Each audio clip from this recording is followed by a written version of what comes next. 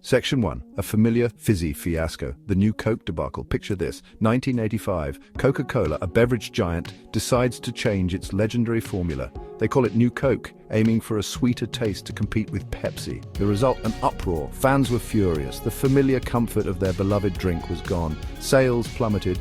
Coca-Cola quickly brought back the original formula as Coca-Cola Classic. This became a cautionary tale of tampering with a beloved classic. The New Coke incident holds a powerful lesson. Even with good intentions, changing a well-loved formula can backfire. Section 2. Rolling the dice on Change D&D, 5E's new formula. Dungeons & Dragons, much like Coca-Cola, enjoys a passionate and dedicated fan base. With each new edition, changes are expected. However, the release of D&D 5th edition, or 5E, in 2014, brought about significant changes to the game's mechanics and feel. One of the most notable changes was streamlining the system. Previous editions, while rich in detail, could be complex, especially for new players. 5E aimed for simplicity, making it easier for newcomers to grasp the rules and jump into the action. Combat, magic, and character creation were all simplified to some degree. This created a more accessible entry point for those intimidated by the perceived complexity of D&D. Section 3. Leveling up accessibility, appealing to new adventurers. For new players, the changes in D&D 5e were largely welcomed.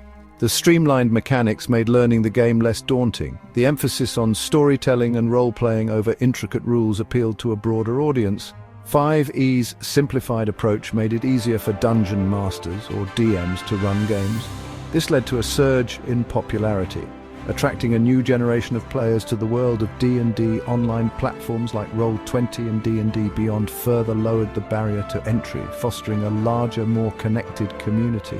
This influx of new players breathed fresh life into the D&D community. However, it also led to some growing pains, particularly among long-time fans accustomed to the intricacies of previous editions. Section 4. Disenchantment among the veterans, long-time players left wanting. While 5e's accessibility attracted new players, some veterans felt it had simplified the game too much. They argued that the streamlining came at the cost of depth and tactical options, making combat less engaging for experienced players.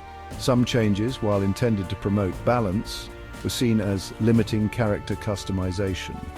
Certain spells and abilities were altered, leading to complaints that some character builds were less effective and others overpowered, such as the spellcasters overshadowing martials.